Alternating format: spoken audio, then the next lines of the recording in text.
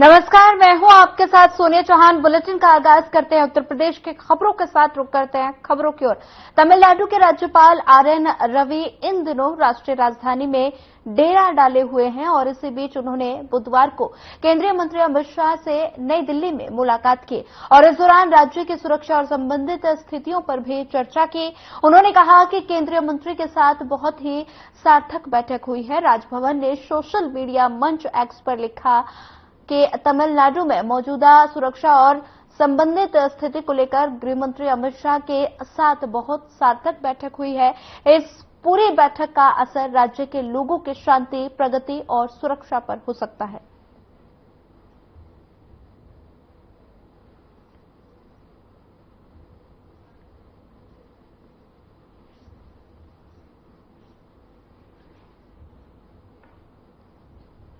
जयपुर के राज्यपाल कलराज मिश्र से उत्तर प्रदेश के पूर्व राज्यपाल राम नाईक ने मुलाकात की। ये मुलाकात राजभवन में हुई।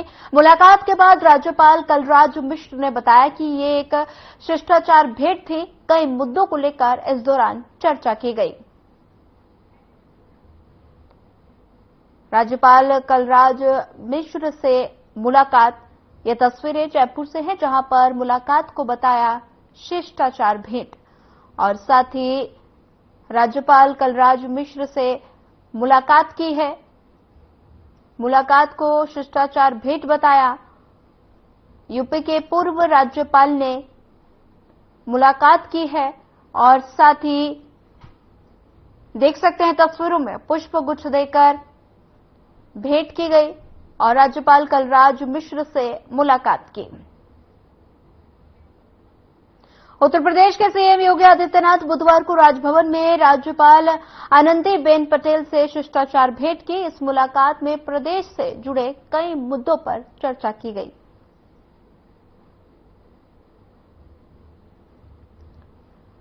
राज्यपाल से मिले सीएम योगी आदित्यनाथ। तस्वीरें लखनऊ से हैं, जहां पर राजभवन में शिष्टाचार भेंट हुई और साथ ही प्रदेश से जुड़े कई मुद्दों पर भी चर्चा की गई। ये तस्वीरें लखनऊ से हैं, जहां राजभवन में हुई शिष्टाचार भेंट और प्रदेश से बड़े मुद्दों पर चर्चा हुई। राज्यपाल से मिले सीएम योगी आदित्यनाथ। तस्वीरों में देख सकते हैं राज्यपाल से सीएम योगी आदित्यनाथ मिले और साथ ही राजभवन में ये शिष्टाचार भेंट हुई। देख सकते हैं तस्वीरों में प्रदेश से जुड़े कई मुद्दों को लेकर चर्चा की गई। उत्तर प्रदेश के नगर विकास और ऊर्जा मंत्री एके शर्मा ने विभाग की एक मीटिंग ली, जिसको लेकर उन्होंने बताया कि नगरीय क्षेत्रों में बहुमंजिला इमारतों और अधिष्ठानों में लगी लिफ्ट और एक्सेलेटर में दुर्घटना के दौरान नागरिकों की सुरक्षा की दृष्टि से मंत्री परिषद ने मंगलवार को लिफ्ट और एक्सेलेटर नियमावली 2024 को मंजूरी प्रदान कर दी है और नगर विकास मंत्री ने कहा कि बिना पंजीकरण के अब किसी भी परिसर में लिफ्ट और एक्सेलेटर नहीं लगाए जा सकते और इसके लिए ऑनलाइन आवेदन कर पहले रजिस्ट्रेशन कराना होगा। और इसके साथ एके शर्मा ने कहा कि इस प्रकार नियमावली में व्यवस्था के लिफ्ट और एक्सेलेटर के वार्षिक अनुरक्षण हेतु अभिकरण के लिए शामिल सभी एजेंसियों को भी निदेशक विद्युत सुरक्षा विकास ऑनलाइन रजिस्ट्रेशन कराना होगा।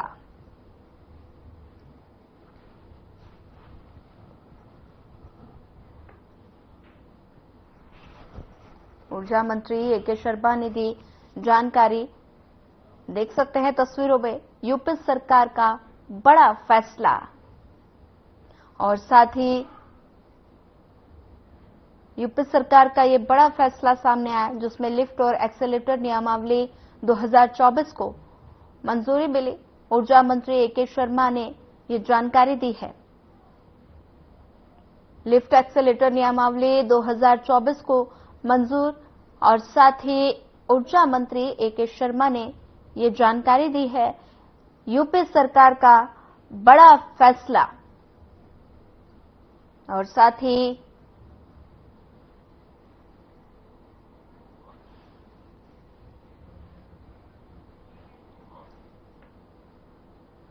उत्तर प्रदेश की 10 विधानसभा सीटों पर उपचुनाव होना है और इसी को लेकर बीजेपी तैयारी में जुट गई है। उपचुनाव को लेकर मुख्यमंत्री योगी आदित्यनाथ ने सभी प्रभारी मंत्रियों से मुलाकात की और हर एक ग्रुप से अलग अलग उनके क्षेत्र का हाल जाना और वहीं मुख्यमंत्री योगी आदित्यनाथ की तरफ से सभी 200 ग्रुपों को निर्देश भी दिए गए और साथ ही सबको अपने प्रभारी क्षेत्र में हफ्ते में 2 दिन तक रात्रि विश्राम करनी है और जब तक के चुनाव संपन्न न हो जाए वहीं मुख्यमंत्री की तरफ से सभी प्रभारी मंत्रियों को ये निर्देश दिए गए हैं कि हर एक ग्रुप को कार्यकर्ताओं के साथ बात करनी है और सबसे ज्यादा फोकस बूथ को मजबूत करने में है।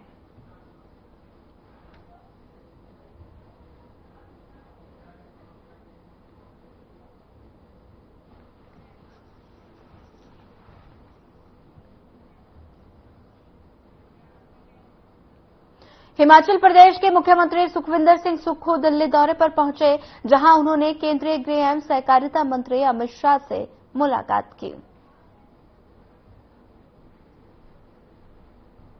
देख सकते हैं तस्वीरों में, तस्वीरें दिल्ली से हैं, जहां पर सुखविंदर सिंह सुक्खू दिल्ली पहुंचे और इस दौरान उन्होंने गृह मंत्री अमित शाह से मुलाकात की, पुष्पगुच्छ देकर शिष्टाचार भेंट की और साथ ही कई पहलुओं पर भी चर्चा की गई।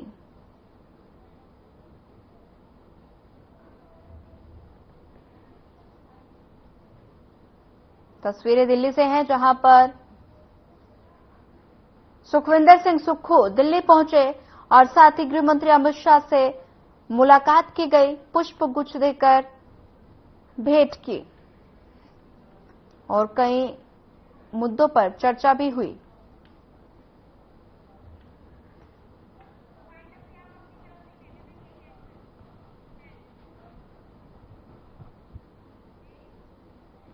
बाईस जुलाई से सावन की शुरुआत होगी और इस बार सावन में अनेक अद्भुत संयोग भी मिलेंगे और इस बार सावन सोमवार से ही आरंभ होकर सोमवार को ही खत्म हो रहा है। काशी हिंदू विश्वविद्यालय के ज्योतिष विभाग के पूर्व अध्यक्ष प्रोफेसर विनय कुमार पांडे बताते हैं कि अद्भुत संयोगों से युक्त ये सावन अत्यंत फलदायी होगा।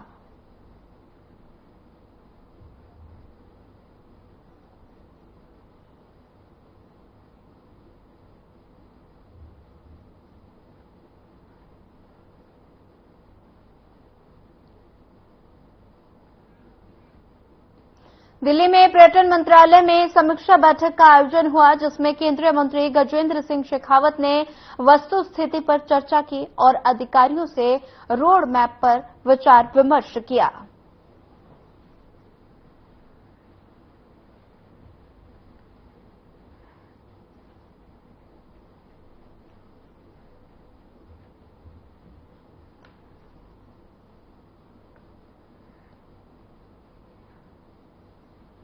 योगी सरकार हर बार की तरह इस बार भी पौधारोपण का रिकॉर्ड बनाने जा रही है। 20 जुलाई को एक दिन में 36 करोड़ 50 लाख पौधे का रोपण से ये रिकॉर्ड बनेगा और हर साल करीब इसी सीजन में किए जाने वाले पौधारोपण का मकसद प्रदेश में हरितिमा बढ़ाना और साथ ही पर्यावरण को स्वच्छ और सुंदर बनाना, जलवायु परिवर्तन की चुनौतियों को कम करना, साथ ही योगी सरकार इस अभियान के जरिए लोगों की सेहत का भी ख्याल रखती है और यही वजह है कि अपनी तमाम खूबियों के कारण पोषण का पावर हाउस और चमत्कारिक पौधे कहे जाने वाले सहजन के पौधारोपण पर खास ध्यान देती है और इस बार के पौधारोपण अभियान में भी सहजन के 55 लाख पौधे लगाए जाएंगे। सीएम योगी आदित्यनाथ का निर्देश है कि हर आंगनबाड़ी केंद्र प्रधानमंत्री आवास योजना के लाभार्थियों को सहजन के पौधे दिए जाएं और यही नहीं, विकास के मानकों पर पिछड़े आशंकात्मक जिलों में हर परिवार को सहजन के कुछ पौधे लगाने के लिए प्रेरित किया जाए। गृह वाटिका के पीछे भी सीएम की यही सोच रही और दरअसल अगर ये लोग सहजन की खूबियों को जान जाएं तो उनका सेवन करें तो ये कुपोषण के खिलाफ एक सफल जंग सरीखा होगा।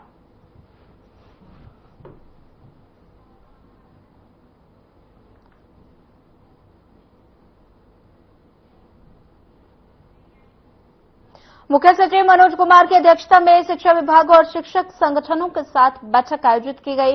अपने संबोधन में मुख्य सचिव ने कहा कि सीएम योगी के नेतृत्व में बच्चों को गुणवत्ता परक शिक्षा और साथ ही उपलब्ध कराना शासन की सर्वोच्च प्राथमिकता है। शिक्षा जगत में ट्रांसफॉर्मेशन चेंज की जरूरत है और छात्रों को गुणवत्ता परक शिक्षा देने में शिक्षकों की महत्वपूर्ण भूमिका होती है। बच्चों को अच्छी शिक्षा दिए बगैर वर्ष 2047 में पीएम के विकसित भारत के लक्ष्य को नहीं प्राप्त किया जा सकता। बैठक में शिक्षकों की समस्याएं सुझाव को सुनने के लिए एक एक्सपर्ट कमेटी को गठित करने का निर्णय लिया गया। ये कमेटी शिक्षकों के समस्याओं और सुझावों को सुनकर अपनी रिपोर्ट पेश करेगी।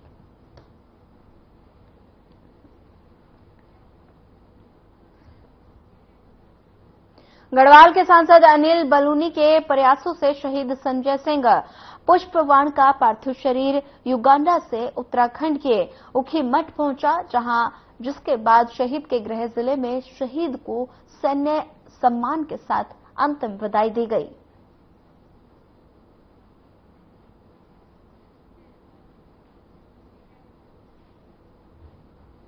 विदेश मंत्री एस जयशंकर ने मंगलवार को पोर्ट लुइस में मॉरिशस के प्रधानमंत्री प्रविंद कुमार जगन्नाथ से मुलाकात की, जिसको लेकर उन्होंने सोशल मीडिया प्लेटफॉर्म एक्स पर एक पोस्ट साझा किया, जिसमें दोनों देशों के बीच विशेष और स्थायी साझेदारी को व्यापक बनाने की सराहना की।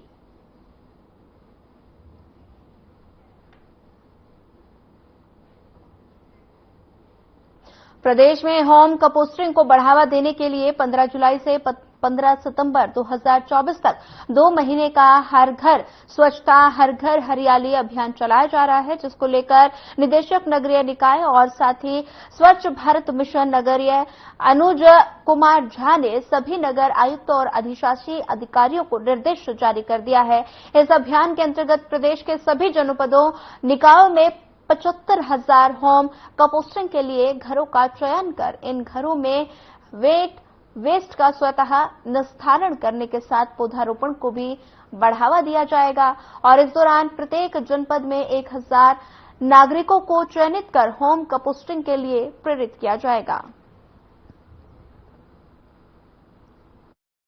यूपी में सियासी उठापटक के बीच सीएम योगी ने मंत्रियों की बैठक बुलाई। मुख्यमंत्री योगी आदित्यनाथ ने अपने सभी मंत्रियों की बैठक बुलाई है। आइए जानते हैं कि क्या रहने वाला है इस बैठक का मकसद। उत्तर प्रदेश के सीएम योगी आदित्यनाथ ने शुक्रवार सुबह 11 बजे अपने आवास पर सभी मंत्रियों की बैठक बुलाई। जानकारी के मुताबिक इस बैठक में आगामी उपचुनाव की रणनीति को लेकर चर्चा हुई और साथ ही यूपी में 10 सीटों पर विधानसभा उपचुनाव होना है, जिसको लेकर काम शुरू कर दिया गया है।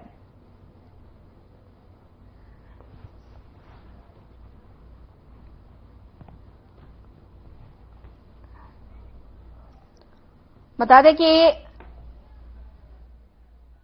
देख सकते हैं तस्वीरें, ये लखनऊ की तस्वीरें हैं जहां पर सीएम योगी आदित्यनाथ ने मंत्रियों की बैठक बुलाई और साथ ही सीएम आवास पर ये बैठक हुई और साथ ही बैठक में सभी मंत्रियों को दिशा निर्देश भी दिए गए। उपचुनाव की रणनीति पर भी चर्चा की गई।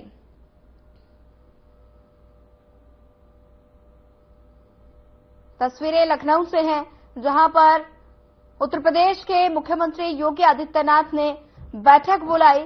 साथ ही यूपी में उपचुनाव होना है, इसको लेकर रणनीति की गई। उपचुनाव की रणनीति पर चर्चा। वहीं से खबर पर ज्यादा जानकारी साझा करने के लिए हमारे चैनल हेड ब्रिजमोहन सिंह रघुवंशी जी हमारे साथ जुड़ गए हैं। सर, आपका सबसे पहले हमारे साथ जुड़ने के लिए आपका स्वागत है। सबसे पहले सवाल मेरा ये रहेगा कि यूपी में उपचुनाव होने हैं और ये जो लोकसभा में हुआ वो इन उपचुनाव में ना हो, इसको लेकर भारतीय जनता पार्टी की क्या रणनीति? बहुत अच्छा और सबसे सटीक सवाल पूछा है आपने सोनिया जी। मैं आपको बताऊं खासतौर से क्योंकि यही शब्द हैं। ये देखिए, मुझे लगता है ऐसा अगर हमने ये शब्द इस्तेमाल किया तो जो दर्शक हमारे इस प्रोग्राम को देख रहे होंगे या जो नेता खासतौर से भारतीय जनता पार्टी के कार्यकर्ता, उन्हें लगेगा कि क्योंकि कुछ लोग जो चुनिंदा लोग जो बैठे थे बैठक के अंदर जिसपे पूरी चर्चा होती है लखनऊ के अंदर, उस पर इसी बात पे चर्चा हुई कि लोकसभा का जो रिजल्ट आया था वो रिजल्ट हमारे को रिपीट न हो उपचुनाव में, वो हमें व्यवस्था करनी है, वो हमें उस प्रकार से उसका पूरा क्रियान्वयन करना है, जिसके चलते हमें इस बार उपचुनाव में कोई भी सीट नहीं हारनी है और वो हमारे को वो रिजल्ट ना मिले।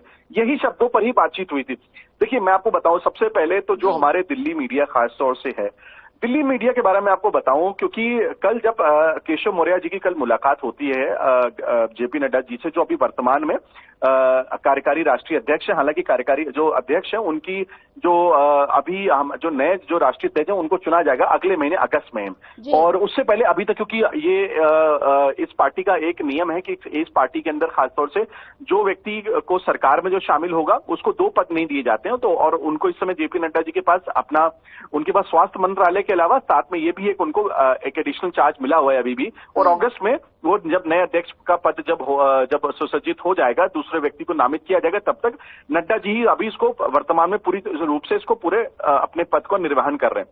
कल एक बड़ी चर्चा हुई खासतौर से उपचुनाव को लेकर के कि सारे आज जैसे खासतौर से जो ये बैठक बुलाई है आदरणीय मुख्यमंत्री श्री योगी आदित्यनाथ जी ने। देखिए, मैं आपको बताते चलूं योगी जी के बारे में, अन्य राज्यों के जो मुख्यमंत्री बदले जाते हैं वो एक अपना उनका एक हो सकता है कि उनका एक पार्टी ने उनके जो फीडबैक आया वो फीडबैक खासतौर से पब्लिक के बीच में कार्यकर्ताओं के बीच में वो बहुत अच्छा नहीं आया होगा और उस पर पार्टी फैसला लेती है।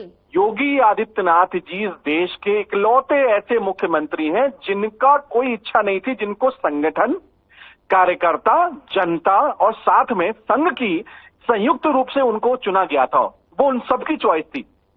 जो वर्तमान में जिन नेता जो अपने आप को मिलने आते हैं और जो पत्रकार जिन्हें मैं आपको बताऊं भारतीय जनता पार्टी के बारे में कोई भी जो स्ट्रैटेजी होती है वो गिने चुने 3 से 4 लोग उस स्ट्रैटेजी को डिस्कस करते हैं और वहां पे मीडिया का कोई भी व्यक्ति नहीं रहता है। तो जो मीडिया में चाहे वो जितने बड़े पत्रकार हैं इस देश के, मैं इसको 100% गारंटी के साथ सोनिया जी मैं इस बात को कह रहा हूं, जितने भी बड़े पत्रकार हैं जो अपने आप को रात को 8 बजे से लेकर 11 बजे तक प्राइम टाइम में शो करते हैं और अपने आप को 25 से 30 साल का पत्रकार बताते हैं, 2014 से पहले ये स्थिति हुआ करती थी कि जब डॉक्टर मनमोहन सिंह और श्रीमती सोनिया गांधी जी भी पत्रकारों से डिस्कस करके वो अपने कैबिनेट के जो पद होते थे, जो मंत्री होते थे, उनको दे दिया करती थी और क्या बड़े फैसले होने होते हैं देश के हित में वो पत्रकारों से डिस्कस करते थे। 14 के बाद ये जो पूरी जो परिपाटी है इसको बंद कर दिया गया। क्यों? क्योंकि जनता ने जिन्हें चुना है वो स्वयं फैसला करेंगे। मीडिया का काम है कि जो घटनाक्रम हो रहा है या कोई ऐसा घटनाक्रम देश में जिससे जो समाज हित में हो, देश हित में हो, उसको आप दिखाइए और हमें आप बताइए।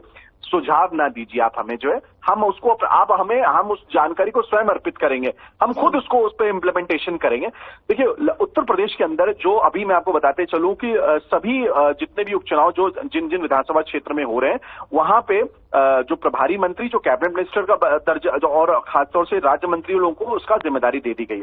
योगी आदित्यनाथ जी ने ये आज बैठक जब बुलाई तो कल पूरी चर्चा हो गई कि केशव मौर्य जी को बुलाया गया दिल्ली में, लग रहा है कुछ चेंजेस होने, और मीडिया में अपने आप लोग तर्क वितर्क करके स्टूडियो में बैठ के डिस्कशन करने लगे। मैं आपको थोड़ा अपडेट कर दूं जो सिर्फ मुझे लगता है एक्सक्लूसिव जानकारी आपके इस चैनल पे होगी। लगातार पिछले 3 दिनों से दूसरे राज्यों में जिन राज्यों में स्थितियां खराब हुई, चाहे वो राजस्थान हो, चाहे हरियाणा हो, चाहे आपके आने वाले जो खासतौर से जो चुनाव है और उसके अलावा जो चुनाव मतलब जो होने वाले जैसे महाराष्ट्र में है, बिहार में, उन सब नेताओं से बारी बारी जेपी नड्डा जी मिल रहे हैं। लेकिन कल वो मिलने और ये केशव मौर्य जी से जो उनकी मुलाकात है ये पहले से निर्धारित होती है। राष्ट्रीय अध्यक्ष का पद बड़ा गरिमामय होता है। ऐसा नहीं कि आपने 1 घंटे पहले समय ले लिया कि 2 दिन पहले कोई वार्ता हुई और आपको तुरंत बुला लिया गया। अनलेस एंड अनटिल वो कोई बहुत ज्यादा गंभीर मुद्दा ना हो। तो गंभीर मुद्दा तो ये उतना नहीं है कि जिसके लिए इमरजेंसी में 2 घंटे पहले बुलाया जाएगा। और अगर बुलाया जाएगा तो आप ये मान के चलिएगा अगर वो पूरे प्रदेश से जुड़ी हुई कोई बड़ी घटनाक्रम होने वाला है तो उस प्रदेश के प्रदेश अध्यक्ष को बुलाया जाता है, वहां के प्रभारी को बुलाया जाता है, वहां के मुख्यमंत्री को बुलाया जाएगा और अगर उस स्टेट में डिप्टी चीफ मिनिस्टर का पद है उनको भी बुलाया जाएगा। लेकिन कल तो सिर्फ केशव मौर्य जी को बुलाया गया था। तो ये सारा जो घटनाक्रम होता है लोग उसको हमारी मीडिया हाउसेस में आज भी उसको लोग नहीं नाप पाते कि असलियत क्या। मैं आज आपको घटनाक्रम, क्योंकि मैं जिनसे वार्ता करके या जो मैं खुद इस पृष्ठभूमि से, इस विचारधारा से जुड़ा रहा हूं, आज नहीं लगभग 16 से 17 वर्षों से, तो मुझे इनकी परिपाटी पता है। अब जो ये 10 विधानसभा के जो उपचुनाव होने जा रहे हैं इसमें योगी आदित्यनाथ जी ने कोई हंटर नहीं रख दिया सबके सामने। उन्होंने सबको ये बोला है कि देखिए जनता के सामने हम इतने बेहतरीन काम कर रहे हैं। चुनावों में क्या होता है ना, मैं आपको बताऊं, बहुत सारे जैसे सायरन बजने लगते हैं, जैसे भी आपके घर में कोई एक अलार्म बजने वाला हो 5 बजे का तो आप उठ जाएंगे, लेकिन उसी समय अगर कोई आपकी डोरबेल बज जाए, उसी समय कोई नीचे से कोई गाड़ी आ जाए एम्बुलेंस का उसका बज जाए तो आप कंफ्यूज हो जाएंगे। चुनाव में कुछ ऐसा ही होता है। जो जनता होती है वो कहीं ना। एक और सवाल है कि भारतीय जनता पार्टी की ये बैठक चुनाव से पहले क्या संकेत देती है? देखिए ये उपचुनाव के लिए ही स्ट्रैटेजी बनाई जाएगी। अगर आप मान के चलिए सोनिया जी, कल हमारा इलेक्शन का जिस दिन रिजल्ट्स आते हैं तो हम सब लोग शाम को बैठते हैं, हमारे इनपुट हेड, आउटपुट हेड, हम जो हमारे रिपोर्टर्स फील्ड में रहते हैं, जो हमारे डेस्क के जो लोग हैं, असाइनमेंट के जो लोग हैं, हम सब डिस्कस करते हैं बैठ करके कि हमें कल का चुनाव सुबह 7 बजे से लेकर के रात के 11 बजे तक किस प्रकार से उसको हमें कल अपने चैनल पे टेलीकास्ट होगा। हमारे यहाँ ये स्ट्रैटेजी होती है। उसी तरीके से ये हर पार्टी की स्ट्रैटेजी होती है, और खासतौर से उस दल की तो, और जो सत्ताधारी दल है उस समय उत्तर प्रदेश के अंदर, और जिसका हालिया रिजल्ट बहुत अच्छा नहीं गया, 29 सीटों का नुकसान उनको लोकसभा चुनाव में होता है। इसलिए खासतौर से उनको लगता है कि हमारी और वोट ऑफ परसेंटेज भी घटा उनका। लेकिन उत्तर प्रदेश के मुख्यमंत्री योगी आदित्यनाथ जी का जो काम कार्यशैली है पिछले 7 वर्षों से 2017 से लेके अब तक, उसमें उन्होंने जनहित में ही काम किया है। 20 घंटे तक मेहनत करने वाला इकलौता देश का मुख्यमंत्री है पूरे देश का जो 20 घंटे लगातार मेहनत करता है। इकलौता ऐसा मुख्यमंत्री है जो सामान्य खाना नहीं खाता है, वो बिना लहसुन प्याज के खाना खाते हैं। मैं इसका जिक्र इसलिए कर रहा हूं सोनिया जी, क्योंकि आम जनता को पता होना चाहिए कि जो सन्यासी योगी और जिन पर कई बार इस प्रकार के आरोप लगते हैं कि वो सत्ता में क्यों बैठे, सत्ता का उपभोग करने नहीं बैठे हैं, वो सत्ता में बैठ करके जनहित काम कर रहे हो। कि जो सत्ता के जो योगी लोग थे, यहाँ जो सत्ता वाले जो लोग थे, उन्होंने उत्तर प्रदेश के अंदर इतना भ्रष्टाचार कर दिया कि जिसका नतीजा ये हुआ कि उनकी सीटें जो है वो 5, 10 और 45 तक पहुंच गई। और वहां पे उनकी कई, और एक ऐसी पार्टी है जिसकी मुखिया एक महिला है, वो उस पार्टी की तो 0 सीटें हो गई, 1 सीट उनकी सिर्फ निकल के आई है। जो एक टाइम पे जो 2007 तक जिसने वहां पे 5 साल तक रूल किया, जिसके पास पूरे देश की नेशनल पार्टी कही जाती थी, लेकिन आज उसकी स्थिति क्या हुई। तो समय समय पर जनता के हित में काम करना पड़ता है, और योगी आदित्यनाथ वही काम कर रहे हैं। पूरी तैयारी हो रही है वहां पे। 10 जो उपचुनाव उसमें प्रभारी मंत्री, कैबिनेट और राज्य मंत्री को ड्यूटी लगा दी गई है, और अब उनको जो उनके द्वारा किए गए काम हैं अब तक, उसको जनता के बीच में ले जाने की बात कही गई है। और जो इस बात की बात उठ रही है कि कार्यकर्ताओं का सम्मान नहीं हो रहा है, कार्यकर्ताओं की सुनी नहीं जा रही है। देखिए सोनिया जी, एक चीज मैं आपको बताऊं, योगी आदित्यनाथ जी को बनाने का पीछे मकसद ये था, liberal chief minister Uttar Pradesh में नहीं बनाए देना चाहते थे आदरणीय प्रधानमंत्री संघ, और खासतौर से उस समय के राष्ट्रीय अध्यक्ष, उस समय के जो अमित शाह जी, क्योंकि उस समय वो बाकायदा उनको वो राष्ट्रीय अध्यक्ष थे। क्योंकि वो चाहते थे कि ऐसा व्यक्ति यहाँ पे बने जो क्योंकि इतने सालों बाद सरकार आएगी, 2002 के बाद से 2017 साल, तो 15 साल बाद सरकार आ रही है, तो वहां पे कई तरह कार्यकर्ताओं की बहुत सारी डिमांड्स होती हैं जो अनर्गल और अनएथिकल होती हैं। लेकिन योगी आदित्यनाथ जी के नाते उनको पता था कि इनके रहने से फुल स्टॉप लगेगा वहां पे। वो उस कार्यकर्ता की बात को सुनेंगे जो कार्यकर्ता की मांग जायज है, नाजायज बात को योगी आदित्यनाथ जी नहीं सुनेंगे। आपको याद अगर हो, ये खबर आपको आई होगी कि स्वामी रामदेव जी का लगभग 45 एकड़ की जमीन का ग्रेटर नोएडा में एक मामला था, पतंजलि की जमीन, उसको लेकर के उन्होंने प्रधानमंत्री तक से शिकायत कर दी। जबकि आपको पता है कि स्वामी रामदेव जी के संबंध भारतीय जनता पार्टी के साथ क्या है, वो कितने बड़े योगी हैं, उनके लिए हर सरकार उनका सपोर्ट करती है।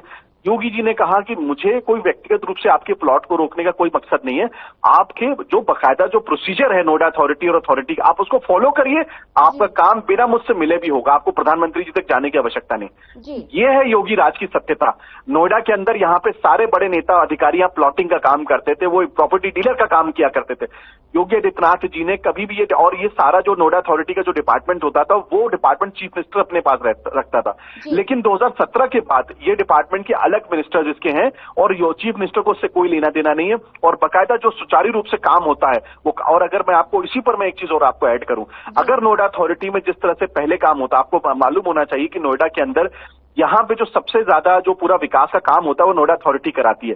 यहाँ के सांसद और विधायक को भी वो टेक्निकल पावर्स नहीं है कि वो किसी के लिए कुछ काम कर सके, वो वाया नोएडा अथॉरिटी ही वो सब कुछ बजट आवंटन होता है और उसके थ्रू काम होता है। और नतीजा ये रहा कि आज पहली बार यहाँ से नोएडा की सीट से डॉक्टर महेश शर्मा 5.5 लाख वोट से चुनाव जीते हैं। आपको क्या लगता है ये पढ़ी लिखी जनता यहाँ पे रहती है नोएडा के अंदर, आप खुद यहाँ पे रहती हैं, आप हमारा चैनल यहाँ पे है, यहाँ पे कोई वो नहीं जिसको हमने 2000 रुपए देकर के या शराब की बोतल देकर वोट डलवा दिया।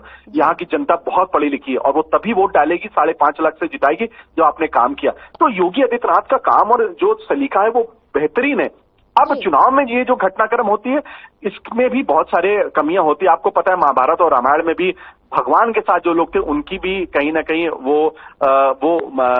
जो उस पूरे युद्ध में मारे गए थे। तो आप तो कहेंगे कि जो भगवान के साथ रहेगा कैसे मारा जाएगा।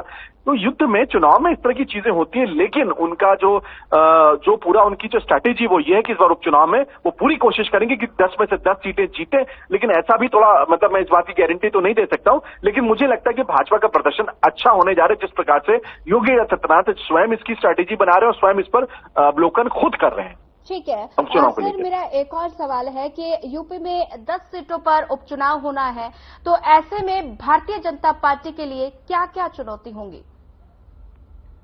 क्या है अभी आपको देखिए ना, कहते हैं ना जब बारिश होती है ना तो ज्यादातर जो मेंढक होते हैं ना वो निकल के बाहर आ जाते हैं, ऐसा कहा जाता है। उसी तरीके से हमारे देश में जो राजनीति है और जो राजनीतिक लोग हैं, देखिए इसी राजनीतिक लोगों की परंपरा को बदलने के लिए और इस पूरी परिपाटी को बदलने के लिए ही योगी आदित्यनाथ जैसे व्यक्ति को उत्तर प्रदेश का मुखिया बनाया जाता है। एक सामान्य राजनीतिक व्यक्ति को नहीं बनाया गया, एक ऐसे व्यक्ति को जो पीठाधीश्वर है, जो लगातार 5 बार से सांसद है और जो अपने क्षेत्र में लगातार बना रहता है, जो अपने क्षेत्र के लिए पार्लियामेंट सेशन में पार्लियामेंट के अंदर रोता भी है, साथ में वो लड़ता भी है और सब लोग उसका मजाक उड़ाते हैं। लेकिन वही व्यक्ति 2017 में चीफ मिनिस्टर बनकर के निकल के आता है। देखिए मैं आपको बताऊं क्या है कि जो अभी जिस प्रकार से स्थितियां निकल के आ रही है, बहुत सारे विधायक जो है वो दूसरे दल के फेवर में बात कर रहे हैं, क्योंकि उन्हें लग रहा है कि 2024 में, क्योंकि वो एक अपने ना आकलन करने लगते हैं कि 2024 में ऐसा हो गया कि इनकी 37 सीटें आ गई हैं दूसरे दल की और हमारी कम हो गई हैं, यानी 2027 में अगर चुनाव होगा तो दूसरा दल वहां पे चुनाव जीत जाएगा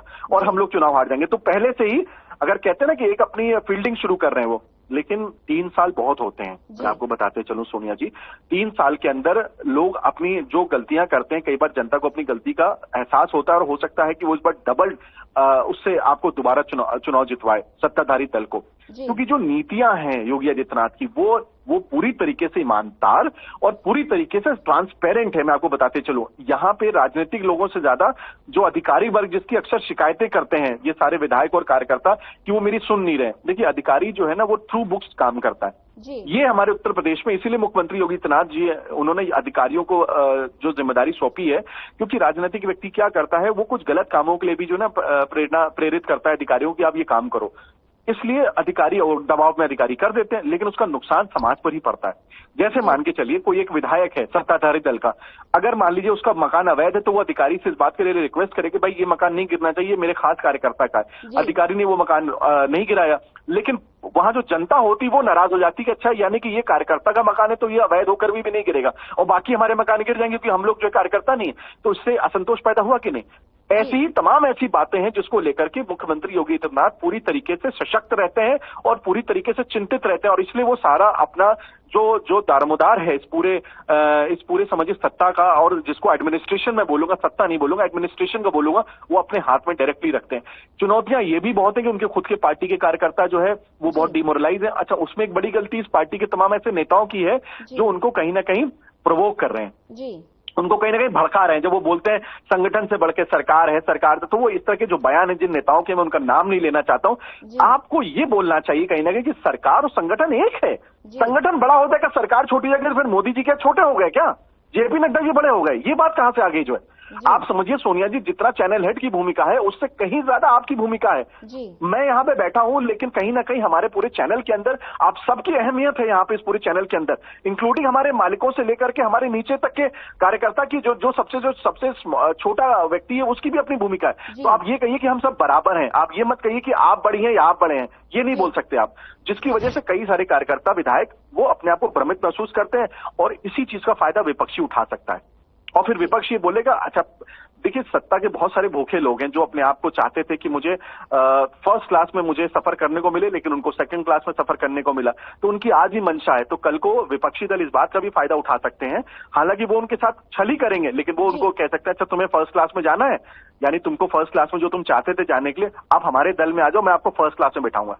आप समझ रही मैं किस भाषा में क्या बात कहना चाह रहा हूँ, क्योंकि जो दर्शक और राजनीतिक व्यक्ति वो समझ रहे हैं। तो ऐसे भी कई नेता हैं जो कहीं ना कहीं अवसरवादी हैं, लेकिन उत्तर प्रदेश के मुख्यमंत्री योगी आदित्यनाथ जी को मैं आपको बहुत स्पष्ट रूप से बताता चलूं कि देश के प्रधानमंत्री आदरणीय श्री नरेंद्र मोदी जी, देश के गृह मंत्री आदरणीय श्री अमित शाह जी, इन दोनों का साथ में राष्ट्रीय अध्यक्ष जेपी नड्डा जी और पूरे संगठन का जो सहयोग है वो उनके साथ है। और मैं आपको बताते चलूं कि योगी आदित्यनाथ जी का जनता में जिस प्रकार का जो उनका एक उनके प्रति जो लोकप्रियता है वो अद्भुत है जी, और इसलिए उन्हें किसी चीज को डरने की उन्हें आवश्यकता नहीं है। ठीक है सर, ज्यादा जानकारी साझा करने के लिए आप फिलहाल इस बुलेटिन में इतना ही। ज्यादा खबरों के लिए बनी रहिए हमारे साथ। नमस्कार।